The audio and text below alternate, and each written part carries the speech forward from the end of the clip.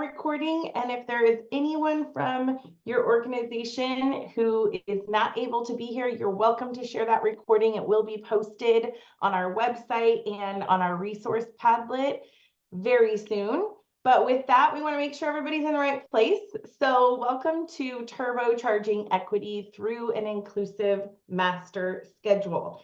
This presentation is presented by Supporting Inclusive Practices, and on behalf of our Executive Director, Kristen Brooks, and Director Kevin Schaefer, we thank you so much for taking your time out of your super busy schedules to be here today to learn about the journey to creating a more inclusive master schedule. So my name is Janelle Mercado, and I'm the project coordinator out of El Dorado County Office of Education for SIP. And I am joined with my fabulous partner, Danny. You want to introduce yourself? Yeah. Hi, everybody. Happy Wednesday. Thanks again for being here. We know you've got 1,000 things going on, but we do definitely appreciate you spending some time with us. My name is Dan Daher. I am Janelle's counterpart, the coordinator down here in Southern California out of the Riverside County Office of Education. And thrilled to be here and spend some time with you all. So for those of you who may not be familiar with the Supporting Inclusive Practices Project, we're a technical assistance project funded by the California Department of Education. We're out of El Dorado County Office of Ed and Riverside County Office of Ed so that we can span far north and far south across the state of California. So we offer statewide support to educational communities in their pursuit of designing more equitable and inclusive schools. We aim to dismantle ableist systems in an effort to ensure that all students and families, especially those from traditionally marginalized groups, and you're going to hear us talk more about this today, but especially those from traditionally marginalized groups, we want to ensure that every student and family is seen, is heard, is centered in all of the work that we're doing, and most importantly, feel that they belong. So we want to give a special thank you to the California Department of Ed and our respective county offices for supporting us in doing the work that we absolutely love. If you want to hear more about or learn more, excuse me, about our project, you can visit our website at sipinclusion.org, and we do have team members online today who are there to support you in the chat. So they're going to drop links in there. They're also available to answer any questions that you might have. But check us out on our website or our social media. We're on Facebook, Instagram, X at SIP Inclusion. So really just want you all to know that we have a 3-tiered approach to our work. And tier 1 is our no-cost professional learning, which is probably how you learned about this event today and how you got to this place. But we also offer tier 2 professional or technical support to school districts across California that have been identified as needing additional level of support in this area. And then our tier 3 level of assistance is in partnership with the California Department of Ed. But again, you can learn more about our project and the work that we're doing on our website. And we just wanted to make sure that was accessible to you. So for today's presentation, Danny and I have put together a handful of resources for you, which you can find on our resource Padlet. So we'll give you a second now to pull that link from the chat box, or you can use the QR code that's on the screen. But what you're going to find on this Padlet is we ran an elementary session last week. So you'll find last week's elementary slides and recorded webinar in case you're interested or want to share. Then in the next column, you're going to see today's presentation, and that's also where we will post the recorded webinar. You'll also see a certificate of completion for anyone who may need it, and additional resources that we're going to be referencing throughout today's presentation. So let our team know in the chat if you're not able to access the Padlet. But with that, the next resource we want to invite you to access is the processing guide that Danny and I put together. So this is somewhat of a note catcher that you can use throughout today's presentation. You can download it, you can print it, but it will accompany all of the activities, all of the chat alerts that we're going to be asking you to engage with. It's just another opportunity for those whose learning style is best met through some note taking. So that is an optional support for you. So make sure we have everyone where they need to be. Before I go on, just checking for questions. All right, with that, let's jump into the content. So today's presentation is really meant to take you through a journey. And that's because we know the journey to designing a master schedule is quite a journey. It comes with bumps in the road, potential roadblocks.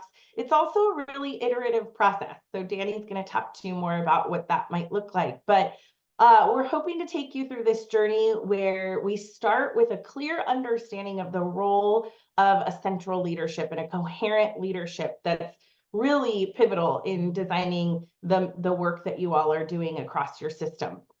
And then the need for your teams to come together and establish a clear vision for inclusion and how that connects to designing a master schedule.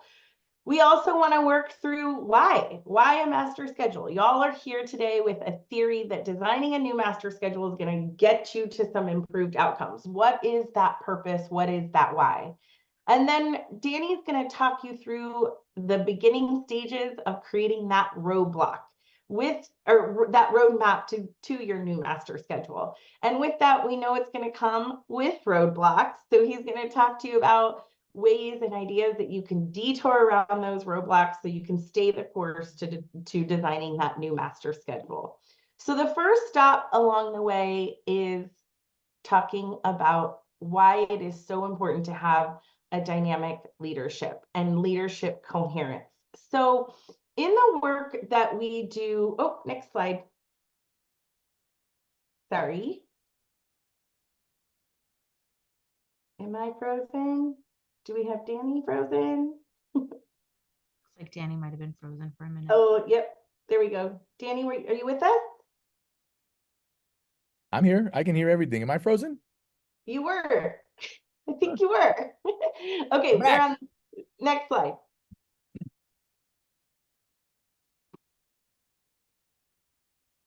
Danny, can you get us to the next slide? I have us on the next slide. Oh, there we are. Okay, so when we're talking in the work that we're doing and the technical support that SIP offers, it's grounded deeply in research, and it's designed to address three core elements of inclusion. And the first one, and often where we spend quite a bit of time, is addressing the culture and climate and mindsets around inclusion. It's very, very common that we get feedback from folks that say the number one barrier to inclusion is mindsets about inclusion. So we do spend quite a bit of time there. In addition to that, we talk deeply and we work across the system to dismantle any policies and practices and build up practices that support inclusion or dismantle those that may be barriers to inclusion. But what you're going to notice here in all of the research that we're centered on is that leadership is the catalyst for making this change happen across all levels of the system, from county offices to districts to schools to classrooms. And so it's really important as we're working through the design of a master schedule or the vision of inclusion that we are including multiple members of leadership across your system so that there is alignment, so there is coherence with other pieces of the district's vision, the mission, the alignment to other priorities that are taking place within the district. So if you are one of those leaders from your organization here today to represent, thank you so much for being here. If you are not one of those leaders and you want to get someone on board, feel free to share what we are offering today. But the key is that we do have, and we are striving to get more leadership involvement. So next slide. In order to redesign our system, we need to quit telling people, oh, next slide. Thank you. We really want to look at, it requires us to disrupt the status quo. So in the book, Innovate Inside the Box, that's authored by George Couros and Katie Novak, one of our favorite quotes, it says, we need to quit telling people to think out of the box. We know often there are so many barriers within our system, but more importantly, it's how you innovate inside the box that counts. So as we're considering this disruption of the status quo or dismantling ableism within our districts, that might come with some challenges. So establishing a clear vision, next slide, for the work that we're doing, it gives us that roadmap. It makes sure that we are all on the same page in the work that we're doing. Next slide. So SIP has created what we call the blueprint to inclusion. And this is the roadmap that we follow as we're supporting districts in the design or the redesign of inclusive practices. The blueprint is grounded in the process of continuous improvement. So you'll see that at the center. And it has frequent progress monitoring, database decision-making, starting with envisioning, building, implementing, scaling, and sustaining. It is not a linear process. We all know that. It can be really messy and it is iterative. But the key is that we start with envisioning. Next slide.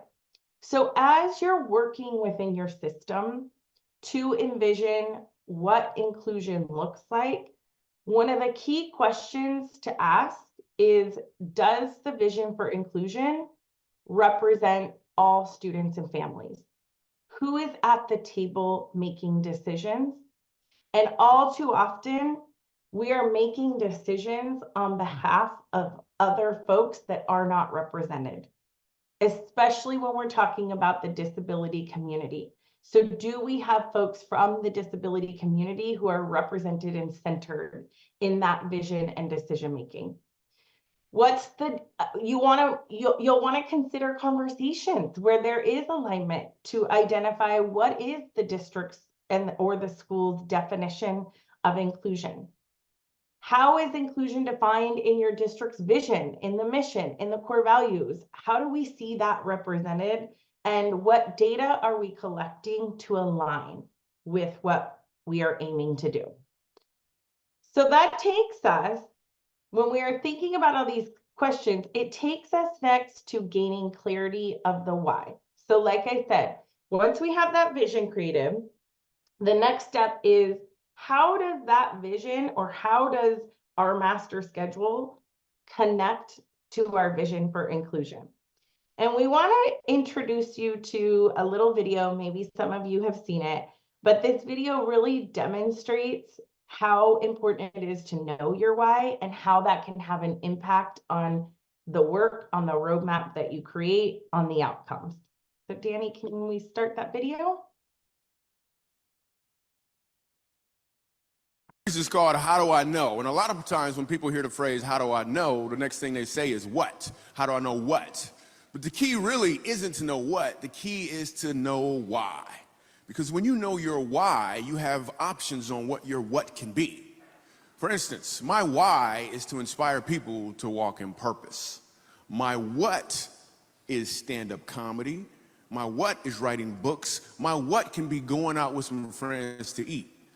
In fact, another what that has moved me towards my why is a web series that we have out now called Break Time.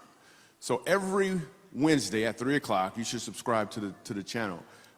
We do a series called Break Time on YouTube. So 3 o'clock, we drop a new episode. One episode in particular, I'm about to show you a clip to. We were in Winston-Salem. So Break Time, this is how it works. I travel the country, I do stand-up comedy, probably an hour, hour and a half at an event. And in the middle of my show, I'll just sit down and start talking to the audience. And funny just happens. Or I'll meet somebody who's really interesting. So I met this one guy, and he said that he teaches music at a school. I was like, all right, you teach music, you know, can you sing? And then I'm just gonna show you the clip. Check it. So you're a musical director. Cool. Yes, sir. All right, so let me get a couple bars of like Amazing Grace. Can you do the first part of that? Go ahead. Amazing grace, how sweet the sound that saved a wretch like me. Wow. That bro could sing, you know what I'm saying? All right, all right. Now, what you give me the version is if your uncle just got out of jail, you got shot in the back when you was a kid. I'm just saying, let me see the hood version real quick, if you know which version I'm talking about. Just see if that exists. Let me see what you got. Amazing grace, how sweet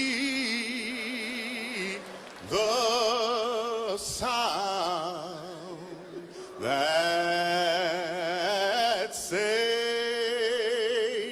a wretch like me.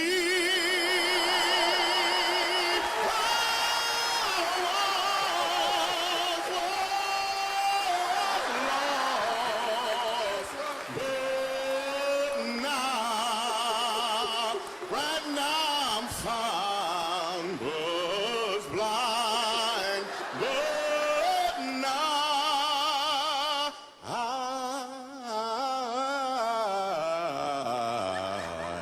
I see.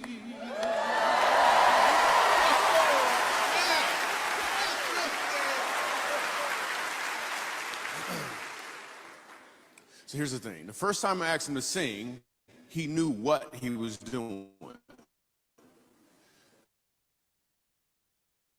The second time I asked him to sing, he knew why he was doing it. When you know your why, your what has more towards your purpose.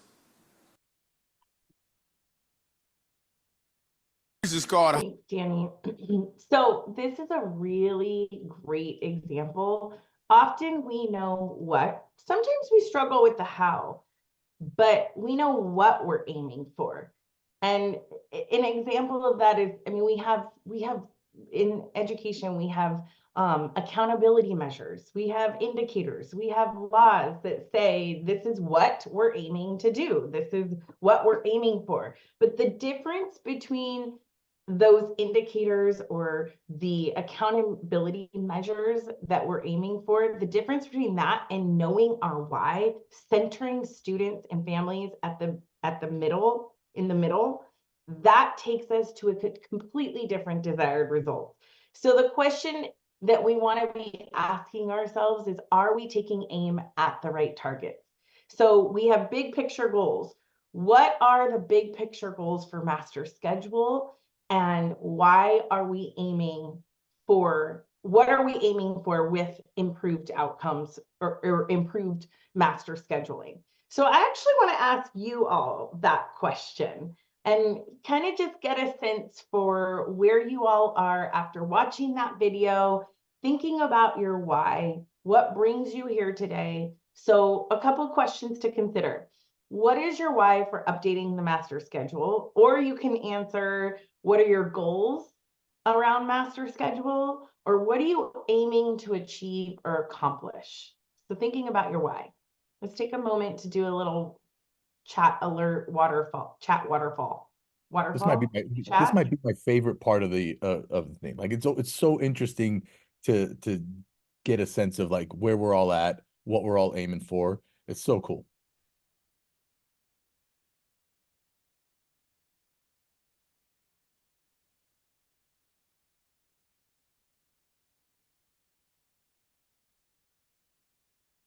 We have maximizing meeting our student needs. Right now, some of us are not sure, and we're researching, we're beginning to explore. I love that. You don't, yeah. That's a good place I to love the start. honesty, the just vulnerability and the honesty. And that, thank you so much for sharing that. Yeah, absolutely. Giving access to underrepresented students, inclusion being purposeful and planned rather than being an afterthought. Lisa, So good. yes. So good. So inclusion being the priority, improving access to non-disabled peers. Oh my gosh. Okay, this one, Kevin. Beyond what we traditionally see as like access in just art and PE is starting to think about opportunities in grade level curriculum and other courses beyond the elective courses. Love that. Just so we're clear, did you just call me Kevin? No, no, Danny. I'm commenting on Kevin's comment in the Oh, chat. Kevin Post. I'm sorry. All right, there's so many great ideas. I'm trying to catch all of them, but I'm seeing a couple themes here is really giving maximizing opportunities for students and providing additional opportunities that don't already exist. And the interesting thing about that, Danny, is the folks on the line, it's almost like they had a preview to our following slide deck. I know. Slide. And Tracy's just on fire right now. Because we would agree. So we have many reasons why we do what we do and what we're aiming to accomplish. But one of them, and especially as it relates to the master schedule, is it requires flipping the current system almost on its back, right? We know that the current system that exists, especially when it comes to a master schedule, unfortunately, the reality is there's a lot of retrofitting that happens in order to provide more access. And so this is just like one of those points that we want to leave you with, some messaging to go back in your system, because you may have to combat some of those inherent barriers for students with disabilities to designing a more inclusive master schedule. And one of them is this concept of the opportunity myth. So there's a wonderful article, it's linked here, it's also on the Padlet, but it's a research that was conducted by the New Teacher Project. And I just want to summarize and read this out loud to you because we may have folks on the line who are driving or multitasking, and I want them to be able to access as well. But it says that most students, especially students of color, those from low-income families, those with mild, moderate disabilities, and English language learners, spent the vast majority of their school days missing out on 4 crucial resources: grade level appropriate assignments, strong instruction, deep engagement, and teachers with high expectations. And those 4 critical elements are also deeply connected to outcomes that we see for kids. So this lack of access, it's not random. It's the result of choices that adults are making at every level of the system.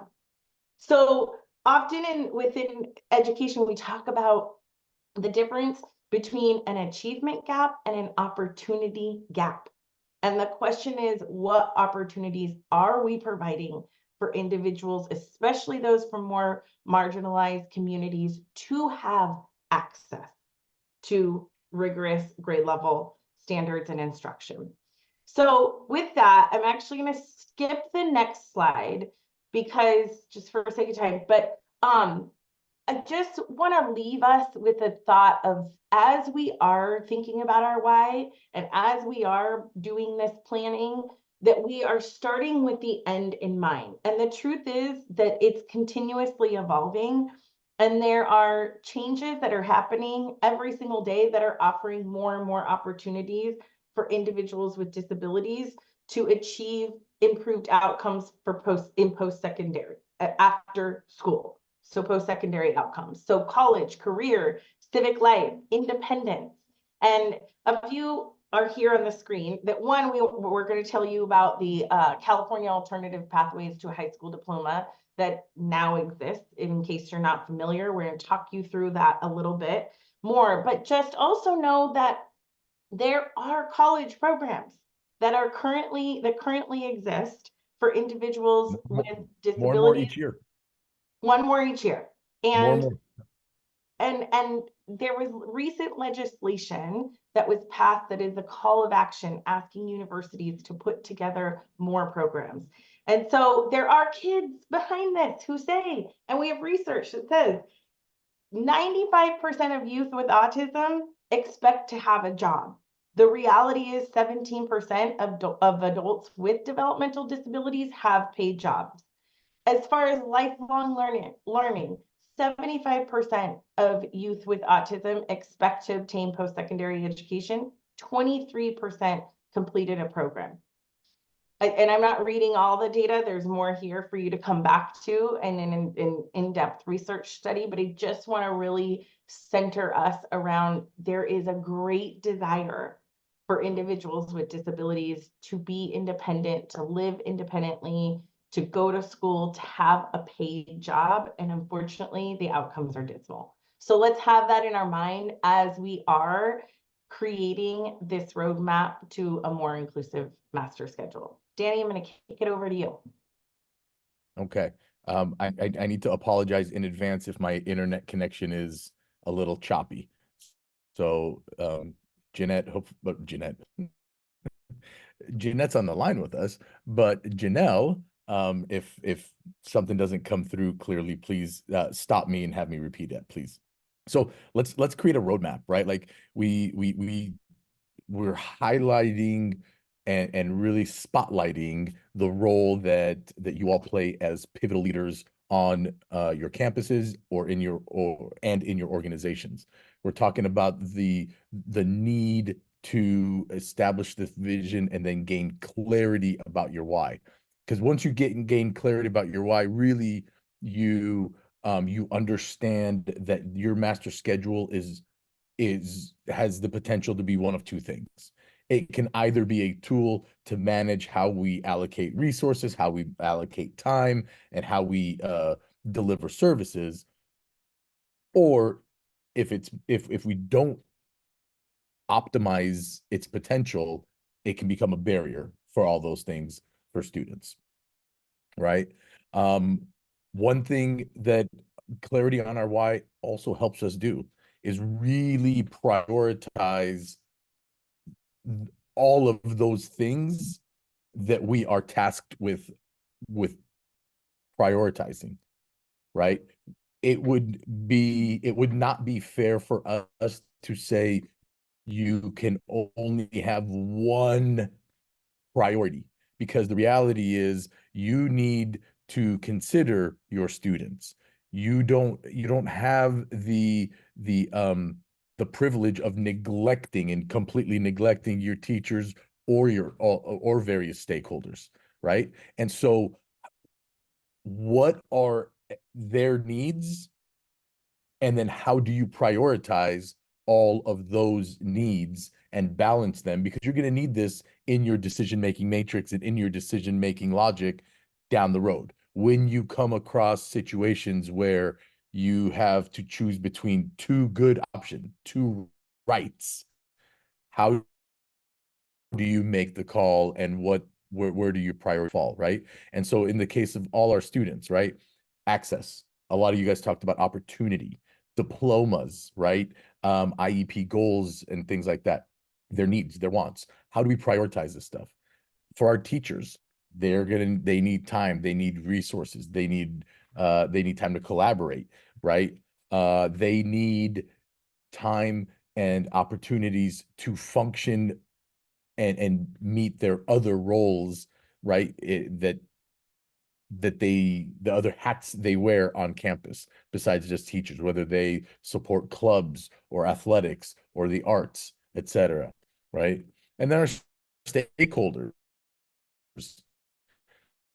How do we create something that's user counseling, engaged master schedule for them, that gives them flexibility, that's easy to understand and explain why things are the way they are, right? And that's transparent, right? We don't have anything to hide behind. We don't have the inverse of that. Conversely, right? We should be very, very open and transparent about our whys and about our transparencies and about our goals and our priorities of what we're trying to accomplish and why we're trying to accomplish them. Right.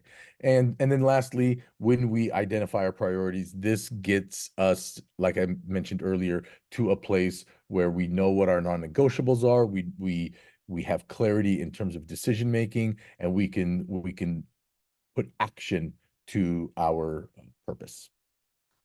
So, some questions to consider. Right. And I'll let you, this is again all on our processing guide. So if you are using that, they should align for you there. But how are we using our master schedule to develop and sustain inclusion and our culture? Does it allow for or support collaboration between all of our colleagues and service providers? Is it data driven and data oriented, et cetera? So these are just some questions. Are these all of them? No, but there is a link at the bottom there. You'll see on the right hand side. Check that out, and it asks probably another dozen questions for your consideration.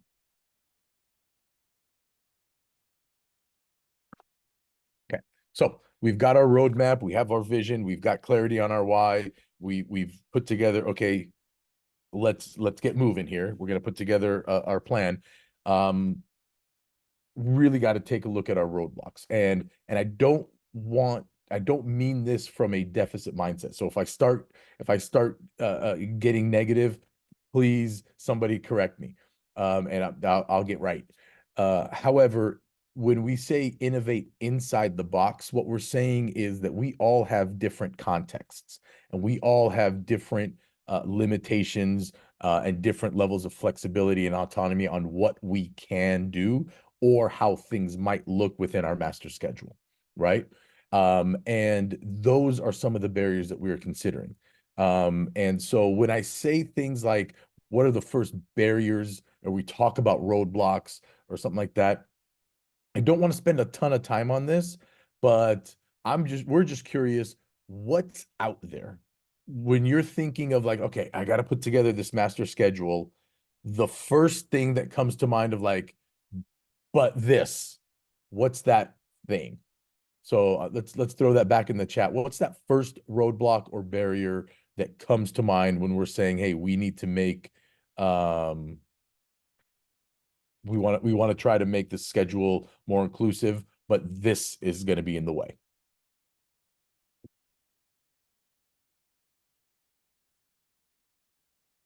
We got budget, money, caseloads, staffing, number of FTE. Yep. Staffing. Oh, Nathan, look at you, the dollar signs. I love it. Somebody put block schedule. So somebody, we have different bell schedules, right? If you're doing a 6-period schedule, a 7-period schedule, a 4x4 block, A to G requirements, looks like appropriate training, singletons. Yeah, if you have a schedule full of singletons, that creates some conflict. Super cool. Ooh, do not like change. Ooh, Patricia, somebody's hitting the nail on the head. All right. Well, all of you are correct, right? We know that we have belief biases on our campuses, right? Some people just believe that students ought to be segregated or educated elsewhere, or that those students are not who I teach. I teach these students. We know that those exist, right? And we know that those can present barriers, especially when we're trying to move our school cultures and our master schedules to a place that provides more access. And that access is in direct conflict with some folks' beliefs that not all students ought to have access to all the spaces and places. We also know from experience that credentialing can be a barrier. If you have a credential that limits you to teach one thing, but you need a little bit of everything, right? Like how many times have we sat there and like, wow, if I can find a teacher who can do 2 sections of English, a section of Spanish, and 2 world histories, that would be fantastic. Problem solved. But sometimes we get stuck there. How our courses are built into our SIS systems to comply with CalPADS. This is actually the first time that nobody put out there I don't think anybody put that collective bargaining agreement. Sometimes we are limited in class size. We might be limited in some of the things that, class assignments, things like that. So that at times, oh, B did. Sorry about that. Right?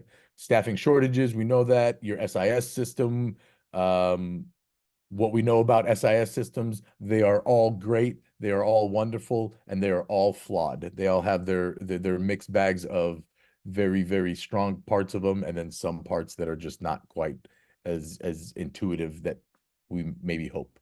And then timelines. And I want to talk a little bit about timelines because we're going to get into data here shortly. But let's talk about a timeline. This is just an example. This is not one that you have to follow or even that that we recommend you follow. But in our research and in our observations and in being able to learn from a lot of colleagues throughout the state, the most inclusive master schedules tend to be a year-round iterative process, right? We always have a focus on the master schedule. We are learning from last year's errors, bringing those to the forefront this year so we don't repeat those same errors or avoid some of those pitfalls. But the most inclusive master schedules also hold themselves to a realistic timeline so they can benchmark progress. So for example, in the fall is a great time to analyze and compare summer school data and the registration process and things like that, right? So being able to capture data throughout the process, one of those benchmarks. And then as we get through the first semester into where we are currently in January, coming into February, again, what are the master schedule tasks for us to be able to accomplish so that we can stay on track and refining our master schedule stays at the forefront of what we're doing. Okay, so we got a roadmap. We talked about roadblocks. We know that they're there, but we are going to detour. We have a plan. All right. So when we detour, a couple simple steps, or maybe simple, maybe not simple, but we're going to determine course offerings, emphasize student choice, trust in our data, go back to our priorities, unleash our team's expertise, and then refine and balance. All right. And so let's start getting into that. First and foremost, what classes are we offering? All right. You'll see right there in the middle, we know that there are required courses students must have for graduation, classes that they must have for A to G. We also know that a lot of programs compete on campus and drive our master schedule. That is just a reality, right? If you are at a school with a huge band, right, you make considerations because the band is big enough to where it drives portions of your master schedule, right? But what is our mission and vision? So again, going back to our purpose, going back to our why. Are the programs and these required courses aligned with your vision, right? Is the vision driving the courses and the courses accelerating our vision, or are they in conflict with one another, right? If our why is creating opportunity, but some of the programs that drive our master schedule exclude students and cut out opportunity, those might be in conflict with one another. How do we reconcile that, right? And understanding that our master schedule and all these courses are means to an end. So what is that end? Whether we are talking our high school diploma, A to G, or as somebody shared with us, our new alternative pathways to diplomas, students need access to a variety of courses to be able to attain and reach their goals. What are our students' goals, and are we providing the courses that they need to be able to get there? So just a quick note, and Janelle, if you're with me, jump back in. But let's talk a little bit about for just a second, and this is going to be some real talk. And so if we Say something that gets you feeling a certain way. Please understand that this is not an indictment against anybody, just a statement of fact, right? And realistically, if we were being honest with ourselves, we know two things. A certificate of completion is not a diploma, and that it really carries little to no value for our students once they leave school, right? With the students who come to us and are earning certificates certificates of completion, we cannot confidently say that they are leaving our schools any more prepared to be independent learners and independent adults and contributors to society any more than they were when they were 14 and entered our high schools, or when they were 12 and entered our secondary schools, right? And so with the alternative pathways to a high school diploma, here it is our responsibility to create that access, create those opportunities, create those pathways so our students leave here with something of value, leave our schools with something that we can stand behind and say, college and career may look different for some of our students, but the opportunity is still there. We have not cut out those opportunities post-secondary because they received a certificate of completion that really isn't doing much for them. I'm just curious in the chat, how many of your systems are starting to talk about, or organizations are starting to talk about, the alternative pathway to a diploma? Just would love to see in the chat, like, yes, no. Are these conversations that are starting? Oh, this is Dude, they're coming in. Yay! You know what we Okay. should have done, Janelle? What we should have done is say, if you are a yes, what LEA are you from? What school district are you with? We would love to know where this wonderful work is doing. So put Yep, it. not too late. Throw it in the chat. Let us know, because Let's go. we also are always looking for folks to turn to identify, to share with others. To How learn are you from. doing this? To learn from. Yes. Yeah, yeah. Let's Okay, go. awesome. This is okay, great. Okay. Very encouraging. And so there are a ton of resources out there. I mean, there's entire trainings being led statewide around this work because so many folks are grappling with the how.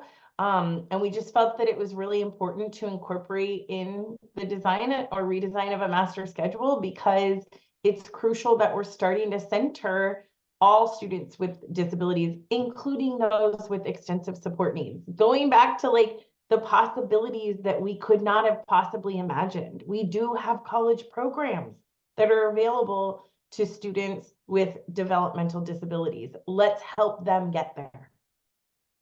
Or at least give them the opportunity, right? Like let's get them there. Let's not eliminate the possibility before they have Opportunity. a chance.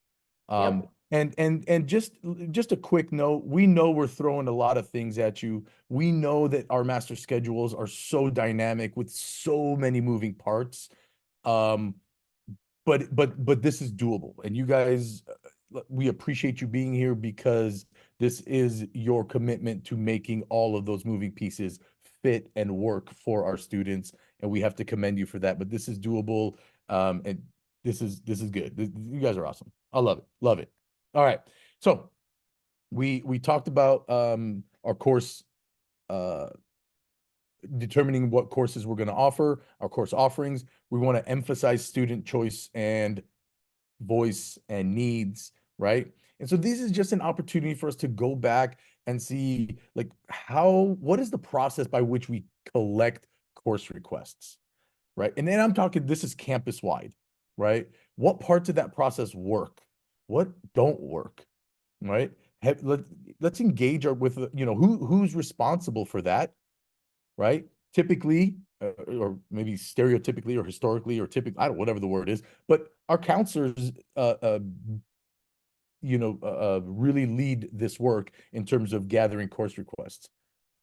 Let's engage with them. Let's find out what works, what's not working. Let's evaluate it. Let's be present for it. You know, again, going back to this idea of visible and engaged leadership at the core of what we're doing, right? Where are those opportunities for students to voice their needs and voice their wants, and who's involved in this? What processes do we have for collaboration between service providers, case managers, counselors, general educators, and so on and so forth, right? When we're talking about specifically students with IEPs or marginalized students, what are those processes there that are to help determine their course requests? Theirs may be different than the neurotypical or the students without IEPs. This is where that equity work comes in, right? They have different needs. They may need a different process to make sure that their needs are met, right? And then the IEP, we sometimes neglect the data from our IEP, but how is that data captured? How is it documented? How is it analyzed? Are we looking at present levels? Are we engaging families and getting to really know what Danny's mom and dad, mom or dad or guardian or whomever wants for their student? Are we providing that space and a place for that? And if we're not, what's the barrier? Is it our process? Are there processes that can be modified or adjusted or tweaked or redesigned so that we can create opportunities for student voice and student choice? And when we say this, we do mean all students, specifically our marginalized students, our students with disabilities, our English learners, and so on and so forth. Okay, so real quick, we gave you just a couple of examples in terms of the data that you rely on for student needs, and how they get placed in the master schedules. I'd love to learn from everybody here on the call. What data do you rely on when you're looking at student needs and placement in the master schedule? I'd love to see, you know, what's out there. So turn it over to you guys. Let's take a second, and if anybody has any like innovative data transcripts. Thank you, Amber.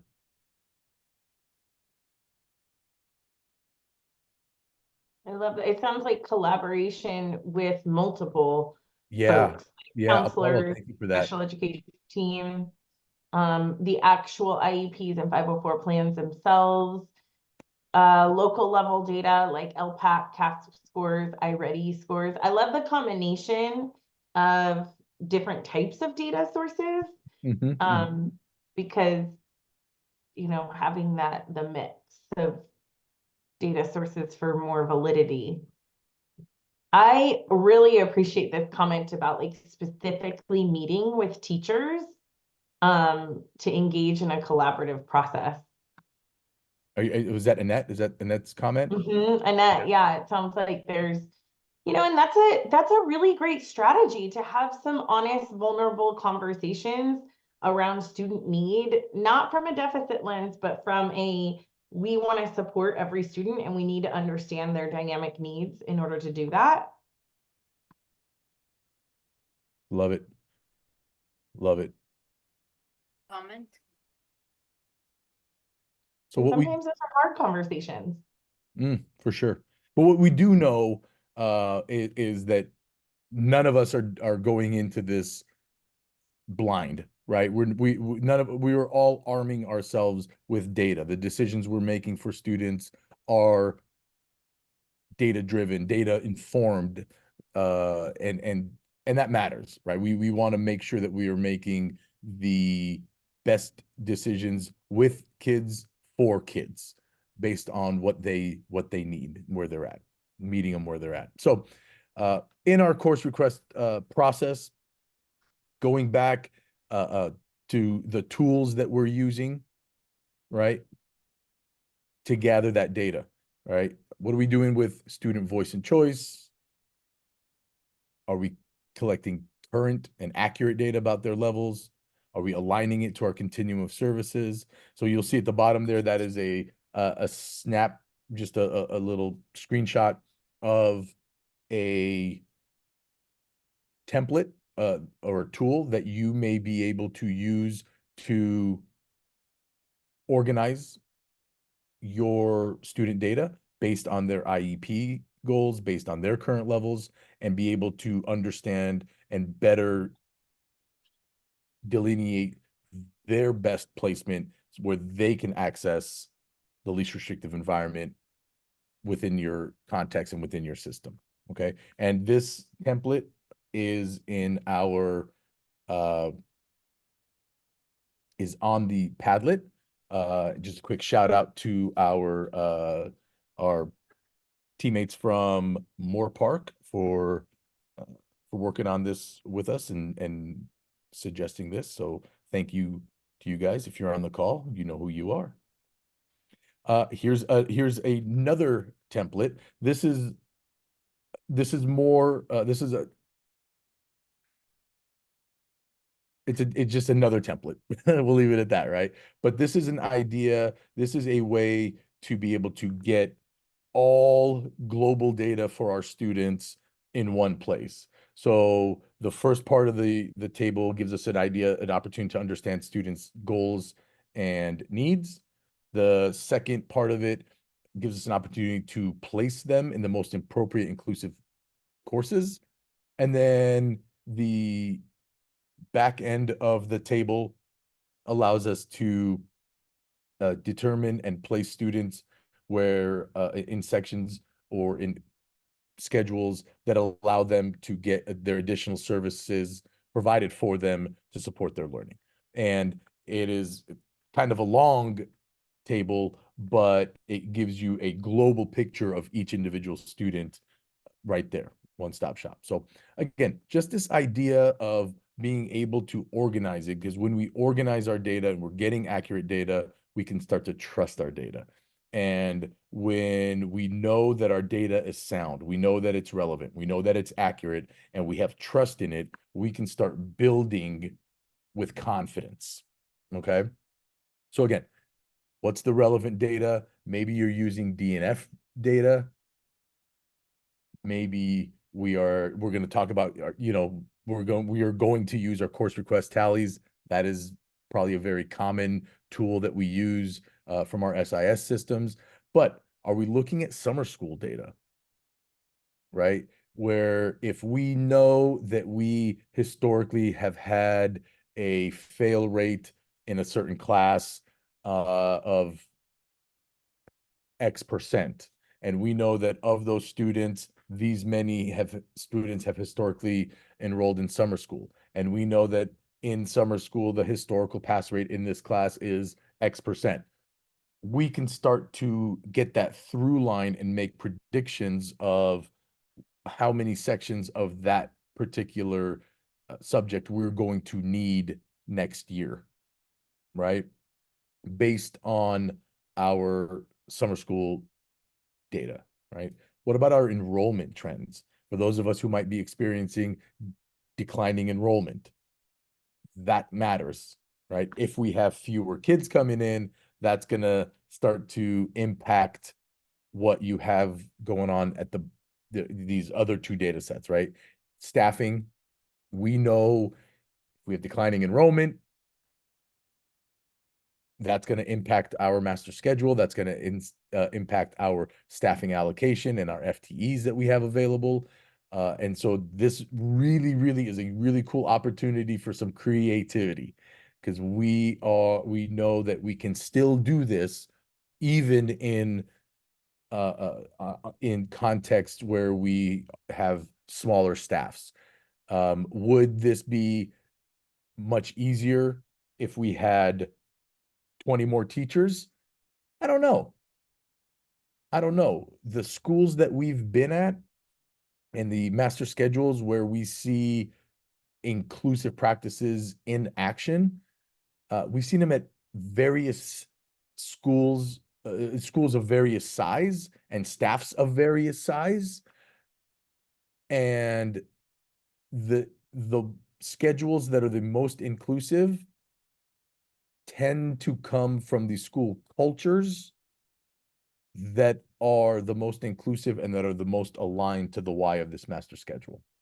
So if everybody's bought into the why of the master schedule and we all have the same priorities, your staffing allocation, your FTEs tend to matter less. I'm not saying they don't, they just tend to matter less, right? We can still do some very, very cool things with the staff that we have because we've got the culture, we've got the buy-in, right? And then allocating resources. We're going to talk about that here shortly, but if you have inclusive partnerships on your campus, what is that going to do to your schedule and what do they look like based on the staffing you have? And what I say that is, and so just to give you a couple examples of those 3 quick points there, this is a course request tally. It's just a sample. It's not accurate. It doesn't come from any certain school or anything like that. But for those of us who are familiar with this tells us how many total students in each grade signed up for whatever class we're looking at. Okay. And it does break it down between male and female. So for those of us who are, if we're looking for true inclusion and true equity across all intersectionalities, right? This is a great place to go to our STEM classes to make sure that we have, if one grade or one or boys or girls are less represented in our STEAM classes, this is where we would know that, and then we can start adjusting accordingly, right? When we're talking about inclusive partnerships, we're talking about leveraging everybody's expertise. And this is why when I was talking earlier about if your staff or your allotted FTE is shrinking because you're in declining enrollment, and these are real concerns, I don't want to discount them. When everybody is on board, the inclusive practices can still sustain, they can still grow, we can still support student success across our campus because we are getting creative about who is providing service, who is supporting our students. It's no longer just, man, first best instruction with my general ed teacher. Well, we've got ed specialists, we've got paraeducators, we've got classified staff. We might have related service providers, occupational therapists, physical therapists, so on and so forth. How do we get creative if all of us are on board and we're all committed to the same purpose and the same why and the same priorities? Can we get creative about providing some inclusive practices, even though my title may not be math teacher? Can I still be, what role can I still play in providing inclusive services to all our students? Hey, Danny, I just wanted to lift up a few questions and comments in the Oh, chat. yeah, sorry, I put my chat away, my bad. No, that's okay. So one, I just asked for clarification. Ma, if you could clarify just what the question is, a little bit more, and we can make sure to address it appropriately. And then there's also questions and comments coming in just about like how dynamic this process is. And it's absolutely true. So you'll notice that there's some guidance that you may want more specificity on that we're not offering. So an example of this may be like, what is a balanced classroom of students with disabilities or students with IEPs versus students who don't have designated IEPs? My response to that would be that it really depends on the needs and the supports embedded in the classroom. Because if you have a classroom that is just killer and universally designed and all those supports are embedded in the classroom instruction, which is the ideal, then there's not as much of a need for additional supplemental supports. But if you have a classroom where that's not the standard, then there may be a need to bring in additional supports. If you have co-teaching versus, and Danny's going to go through this right now, but all the different types of collaborative opportunities between the adults also lead to supports in the classroom. So I just wanted to kind of answer some of the questions that are coming in. Right. And, This is and Maeve. the- My question was in relationship to slide 39, focus on student needs.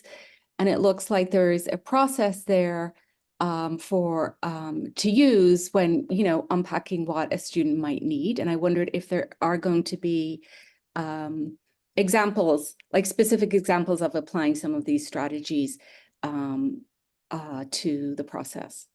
right. So just to answer your question, I don't want you to leave here without your question answered. So imagine, if you would, that these are set up linear, right? Where you have your qualifying area, next to that you have your math and ELA placement, and then after that you have your executive functioning, social, emotional, and behavior.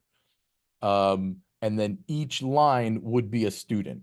And so where are the qualifying areas? So for example, I may have extensive support needs. I have a reading goal, a writing goal, a math goal, an executive functioning goal. Maybe I have a speech and language goal, and I also receive OT and PT, right? Great. So then, now that you know that, I have a reading goal and a writing goal, this should align with your continuum of services. So maybe you have gen ed with no support, gen ed with para support, a co-taught class with 2 credentialed teachers, and then maybe you have a co-taught class and a supplemental support class, right? Whatever your continuum of services looks like. So if you know I have a reading goal, a writing goal, and all of these other goals, maybe a gen ed with no support or just para support isn't going to be enough for me. So Danny should probably be in a co-taught class, right? Where Janelle may have fewer learning barriers and fewer qualifying areas. Maybe she only has a reading goal and she receives speech services. Okay, she may be okay in a gen ed class with no support. She may be good with in a gen ed class with para support. And that's where collaborating with colleagues, looking at all of her present levels, looking at our data is really going to guide you in terms of saying, okay, this is the best place where Danny or Janelle or whatever student can get his or her needs met and can succeed academically with access to first best instruction and supports along the way. I hope that answered the question. And then down to the final row. Thank you. Yes. So the final row again, right? Janelle has a reading goal and receives speech services. So I can look down here at the bottom. I don't have, there isn't, she does not look like she needs anything down there. So great. So her row may be, or yes, her row may be blank in that part of the table. Mine, remember we talked, I have much more extensive needs. So I may be getting some executive functioning support, right? It might be at a tier 2 level. It might be at a tier 3 level if they're super extensive, right? I may also require social emotional support beyond just what all the students get. I may need more in addition to, because again, I have more support needs. But this table, and the template is on the Padlet, really allows you to get a global picture of each individual student's needs, and you can organize it all and have all of your students on one table and really start placing students in the areas where they can get the most support, or not the most support, the support they need.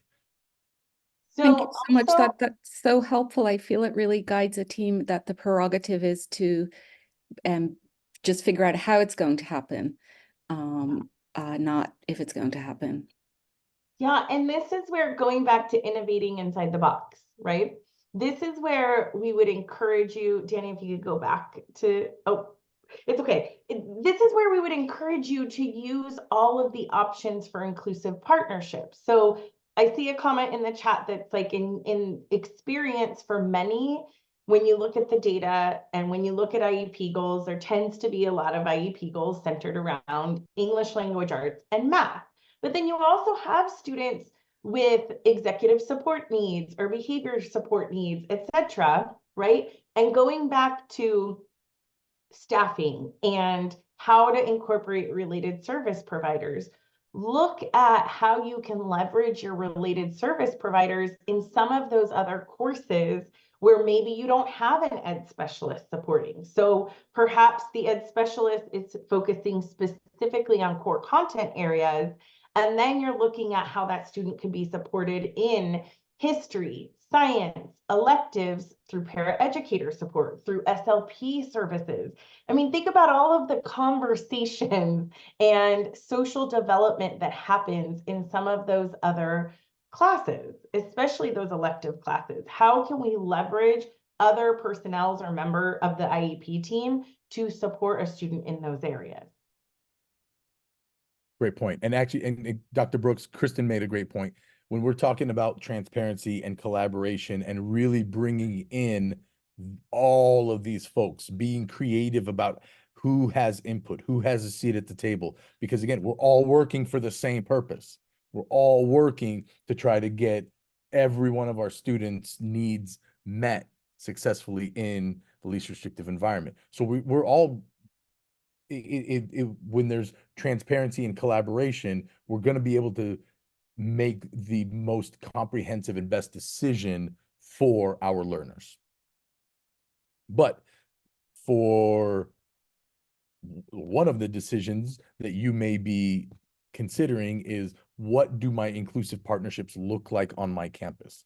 And some of us on the call might be full-blown, full-on co-teaching, and some of us may be at the other end and are still working to develop just informal teaming between professionals.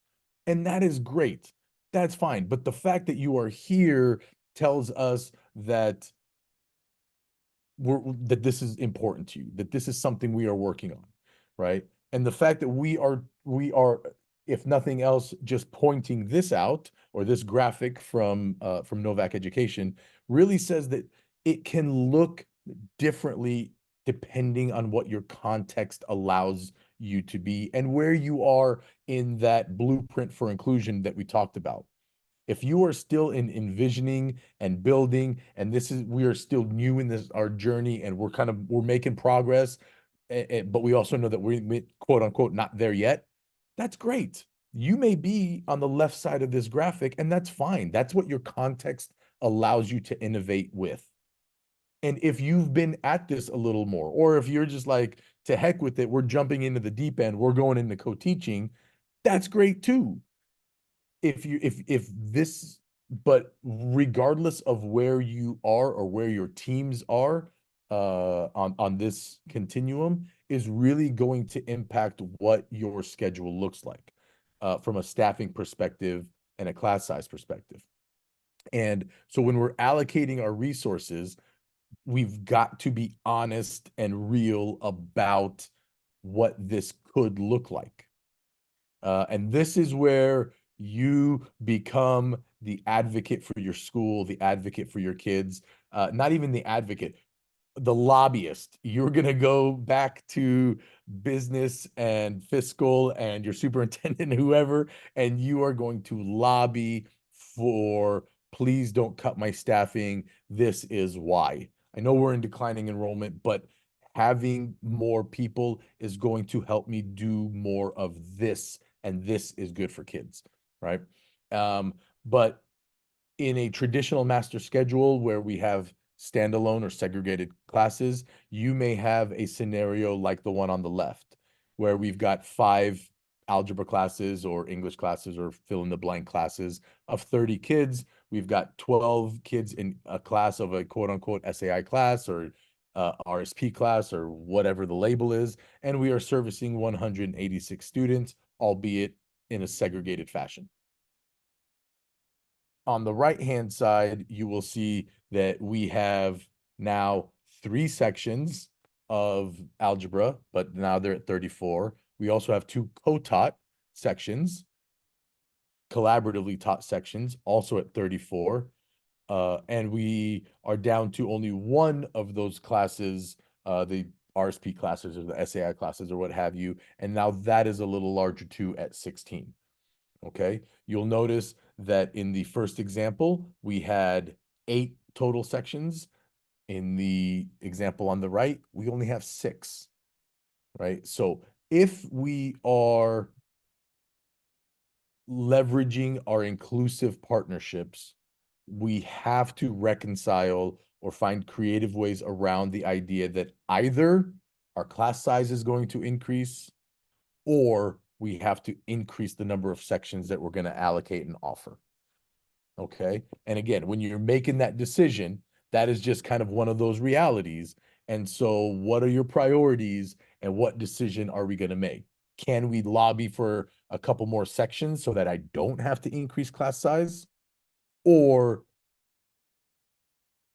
can I work to support my teachers with skills and supports that they're going to need to make to bring in the additional class size that we're going to go from 30 to 34, right? But we need to also understand that this is hard work and we're asking a lot of our teachers.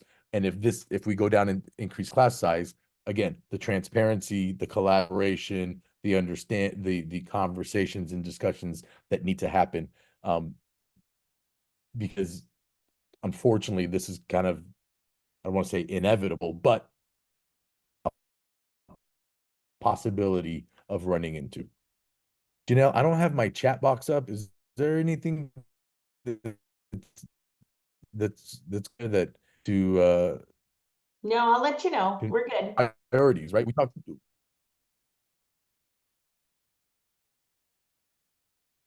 Okay. So let's talk a little bit about those order of priorities. We put together our priorities for students, for our staff, our colleagues, our stakeholders, et cetera. When we are building our master schedule, we are locking in those priorities. We are prioritizing our priorities, right? So we suggest that you consider placing your inclusive sections or your collaboratively taught sections, your co-taught sections, however those are phrased, first. Okay, it is very common practice to put singletons throughout our master schedule so that we avoid conflict. It is very common practice for us to put programmatic classes, CTE courses, AP classes, etc. If an inclusive master schedule that provides access and opportunity to all is our priority and our why, then those courses ought to get the same treatment, and we were doing so. Place them in, lock them in. They are non-negotiables. Okay. And when we are giving our teachers prep time, conference periods, however they're referred to in your context, consider giving your collaborative partnerships, your co-teachers, et cetera, common prep periods, common conference periods, so that they can co-plan, right? That ongoing collaborative process, that ongoing planning process only strengthens the relationship, only improves not only the instruction in class, but the supports that students are receiving in class. Okay. Danny, The can you second point is, clarify- yeah. Can you clarify what you meant by singleton? So a singleton is a class that is only offered one time in your master schedule. So a singleton might be something like,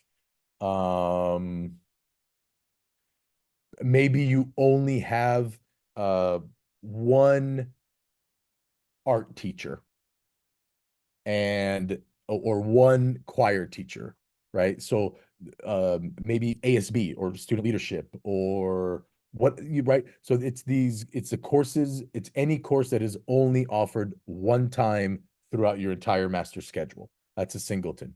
A doubleton would be, we have enough to offer that class twice, as opposed to like English 1 or English 9 where we've got multiple periods throughout the day to accommodate all our students. Did I answer that question? We're good, Janelle? Sweet. All right. I first was introduced to this idea of necessity versus nicety, right? And so this is it still holds true, right? What are our necessities? Like, I need to have students access to diplomas, to A to G, to alternative pathways to diplomas. Those are necessities. What are niceties? Well, Danny has always had fourth period prep, and so Danny's going to continue to have fourth period prep. If I can do it for Danny, great. If I can't do it for Danny, that's a nicety, right? Is Danny's fourth period prep contributing to our why? Is it part of our priorities? Or is it a favor that we're going to do Danny because that's what Danny wants, right? And I say that facetiously, but I also say that out of experience. I imagine if you've done a master schedule, that somewhere along the way you have encountered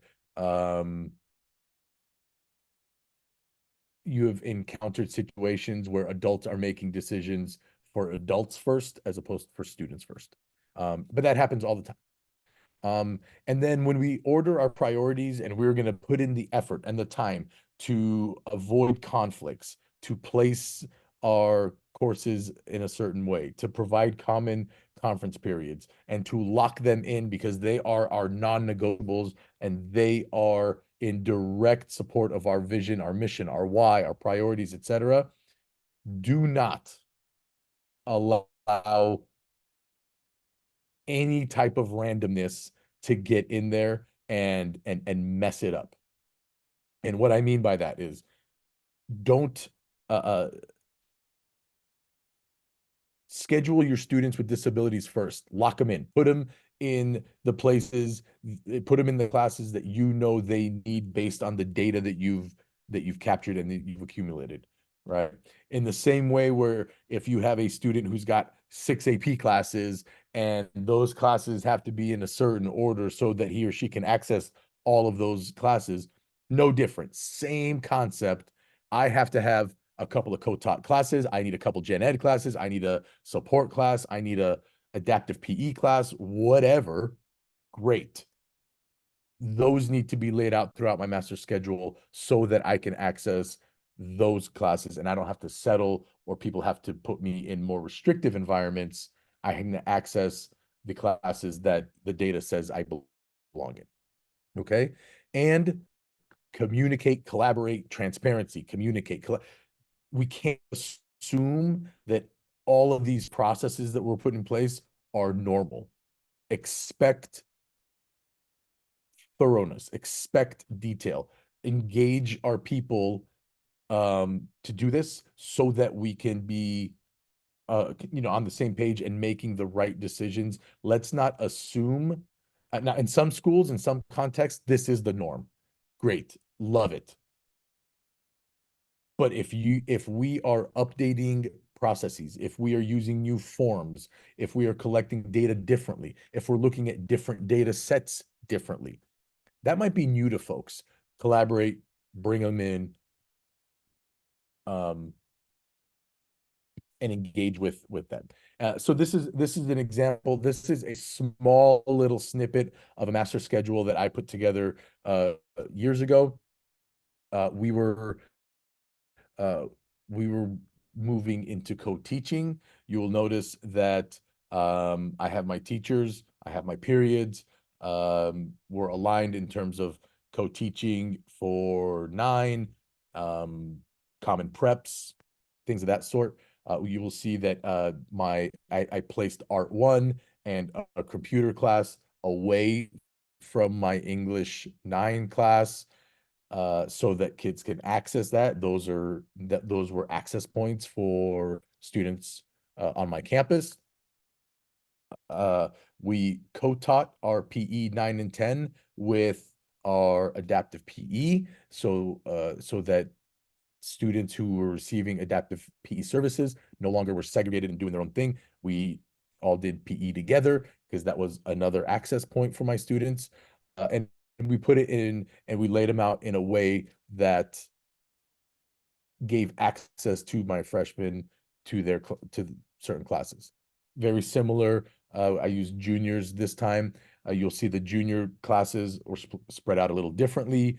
I have electives and access points for upperclassmen in the middle, with common preps again for those people who can collaborate and refine over time.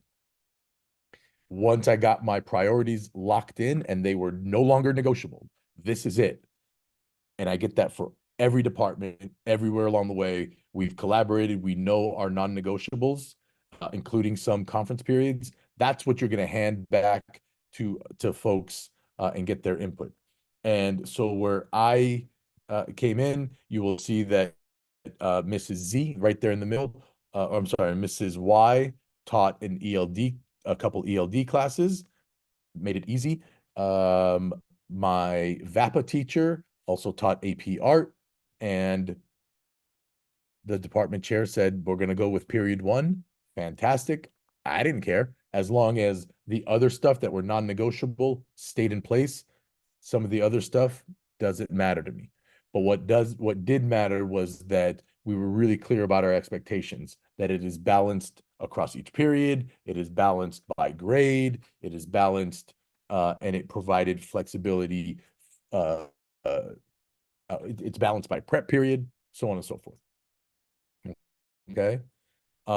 So we spent some time talking about priorities. We're really hammering this idea of like your non-negotiables and your priorities.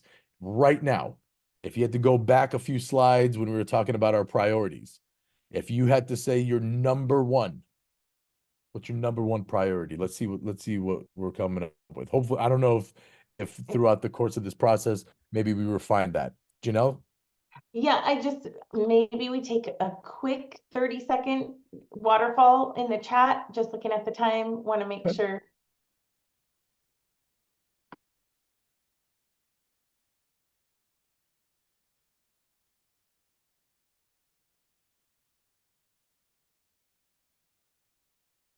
I think while everybody's doing that, maybe we'll move on, Janelle. Sounds great. Okay. So, last couple of points is really leaning in on our team. Our counselors use this a lot. Engage with them. Our department chairs know their teams well. They are great resources. As long as we are transparent about our needs, our non-negotiables, our balancing, engage them.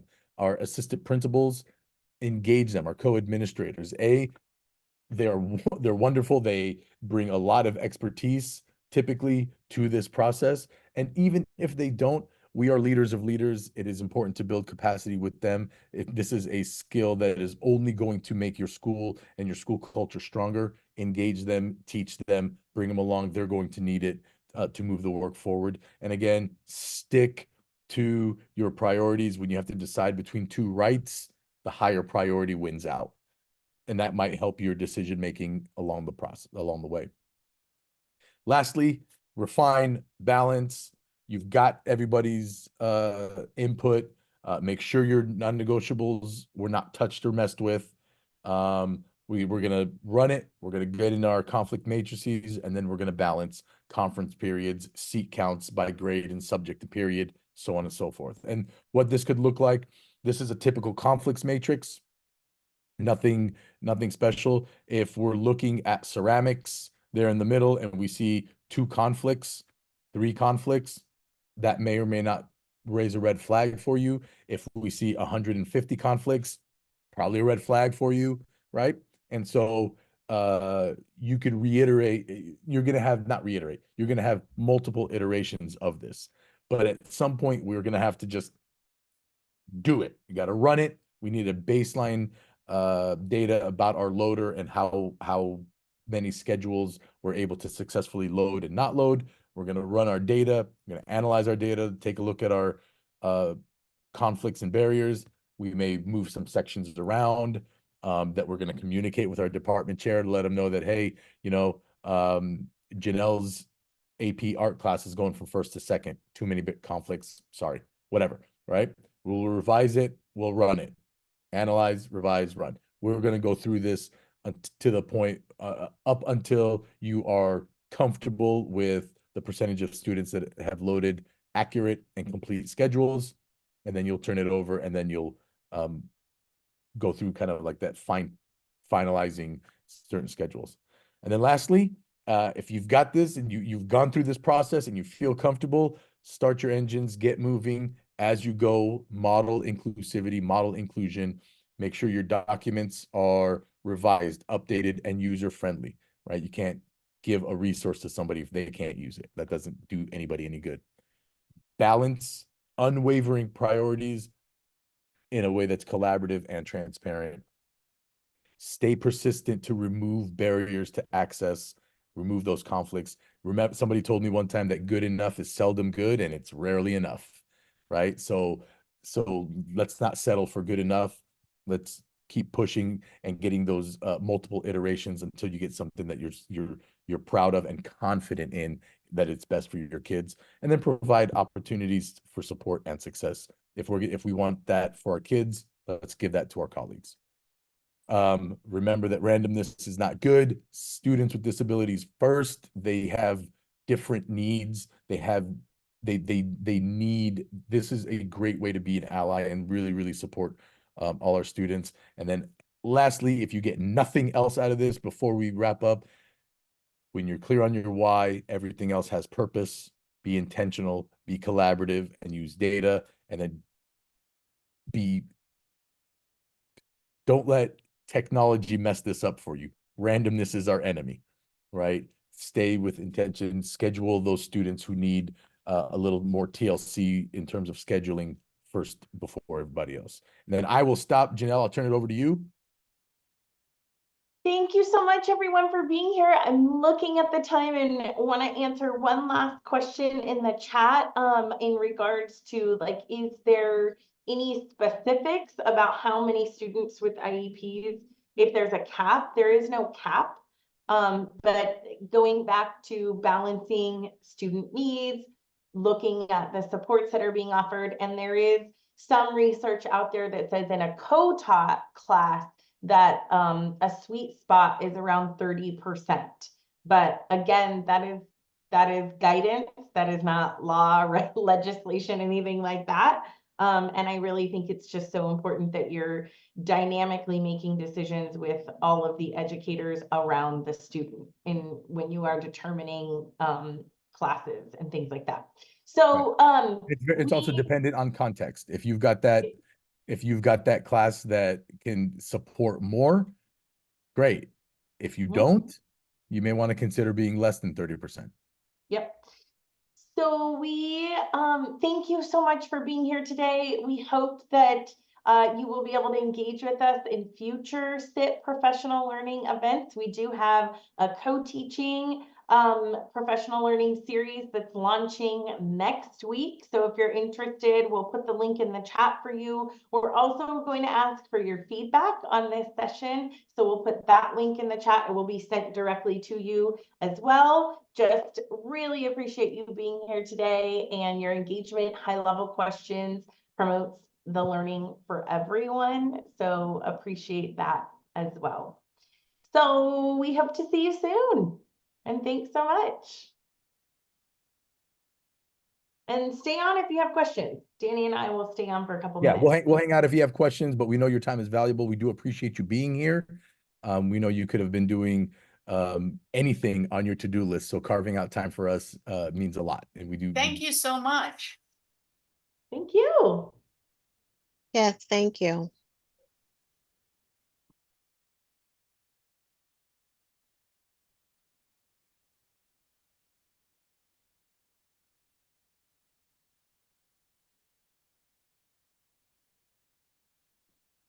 Janelle, do we want to stop recording?